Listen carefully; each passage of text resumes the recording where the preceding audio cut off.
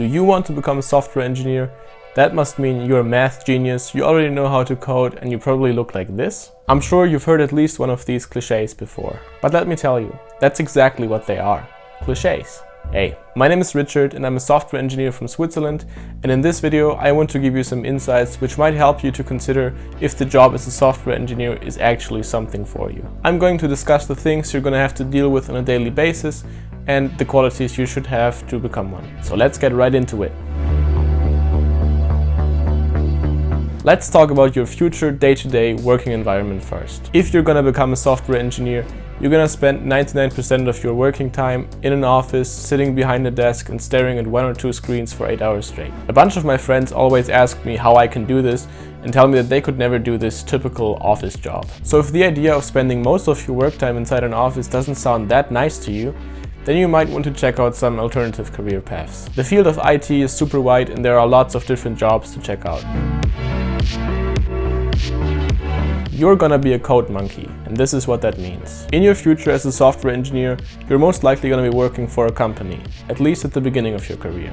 And that is something you really must keep in mind. You are working for someone else. You will need to fulfill the requirements and tasks that are assigned to you by someone else, and most of the time you will not have the final word when it comes to the final decision making, and especially if you're working in a big company. The company that you're going to work for is going to have a tech stack that you will have to work with, and it might not be the technology that you would have chosen to complete your task, but that doesn't matter because there will be certain coding standards that you will have to follow. It can also happen that you put weeks of work into a new feature and all of a sudden some customer's requirement change a bit and you're going to be told to kill your new creation and basically throw away your weeks of hard work. So in the end, you're always working on someone else's projects, executing someone else's ideas, and have very little say in decision making. You'll have some, but very little. That's why many developers choose to freelance or work on their own projects in their free time. This allows them to have more creative control and ownership over their work, which can be quite fulfilling. However, there are people who genuinely find fulfillment in this type of work. They are less concerned about shaping things in their own unique way and have no problem with dedicating all their efforts to others' projects. For them, there's no need to fret over where the app will be in 5 years or what the company that utilizes it intends to do with it. They enjoy having clear tasks for the day, finishing them in order and heading home without any worries, and that is absolutely fine. Let's be clear about this. As a software engineer, your daily routine can often get quite repetitive. You will find yourself doing things like programming, attending daily stand-up meetings, working with Jira, and so on. But don't get me wrong, that doesn't mean that you're going to be doing the exact same tasks every day. That is not the case. It's just that the overall structure of your day tends to follow a very similar pattern. Talking about stand-up meetings. It's always great to tell your bosses and co-workers about the amazing new feature that you're working on and about all the progress you've made so far. However, this has its flip sides. Imagine you're working on a task that should take you about 2 hours to complete, but you started this task yesterday and you're completely stuck. You've made no presentable progress and you have absolutely no idea how to really solve the problem you're facing. And that is exactly where the pressure part of the job begins. You will have to justify yourself in front of your superiors or co-workers and explain why you're not done yet. Encountering unforeseeable delays is absolutely normal in a software development process, but it always sucks if it's your fault. And especially if other devs are waiting on your feature because their work might depend on yours.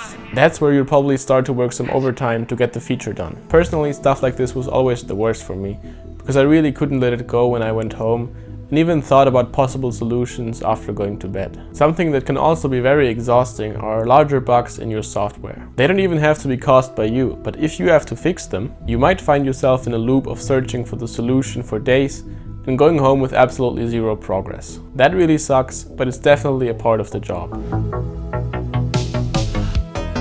Meetings are a major part of the job. I'm not talking about the stand-up meetings I've mentioned before, but meetings with other devs, with your project lead, or even the customers you're developing the software for. Even if you don't like meetings like me, for example, some of them can't be avoided and have to be attended. You will discuss all kinds of things in those meetings and receive feedback for your work or discuss some new feature ideas. One essential skill you'll need, especially in meetings with customers, is the ability to handle criticism gracefully, even if you think that it's total BS. Because at the end of the day, these guys are paying your bills. It's essential to maintain an open-minded approach and genuinely understand their concerns, or at least create the impression that you do. Being a software engineer can be mentally demanding, although it really depends on the task you're doing on a specific day. There are days on where your tasks consist out of things you've done a million times before, like fixing small bugs or deploying a patch of your software, and therefore aren't very challenging. However, if your task is to implement something that has never been done before in your project or the project you've worked on, well, then it makes things a little more difficult. You will need a lot more brain power to come up with a solution that works in your context and your tech stack. That includes researching repositories on GitHub, reading Stack Overflow articles, or nowadays, just ask ChatGPT. And the more brain power you will use, the more drained you will get, and at the end of the day, you're just tired. I think it's very hard for people to understand how mentally drained you can be after such a day, because it's not physically difficult. You're just tired and want to relax your mind and don't really think about anything anymore. That is why I go to the gym after work, because I really don't have to think about anything when I'm there. I can just focus on the workout and the music I'm listening to. And that is also why I started this YouTube channel. I was looking for something I can do in the evenings after work to relax, and creating these videos really distracts my mind. Now let's talk about the things you should definitely bring with you if you want to become a software engineer. First of all, you must accept your future coffee addiction. To start with the obvious, you really should like computers or software in general. Don't think because you play video games this job would be perfect for you, because let me tell you, it's not. I've had people in my class that dropped out after a few weeks because they realized that it has absolutely nothing to do with gaming, at least in the beginning. The things I've mentioned in this video shouldn't sound like a no-go to you, because I think that was a pretty realistic overview. One of the typical cliches you should bring is the ability to visualize abstract concepts and apply them in a practical way. In my opinion, that is the most important skill. And no, you don't have to be a math genius, but you shouldn't hate it. You must be able to understand and use basic math concepts, because a lot of programming is basically that. So if you think that these couple requirements are easy to handle for you, then I wish you the best of luck in your future software career.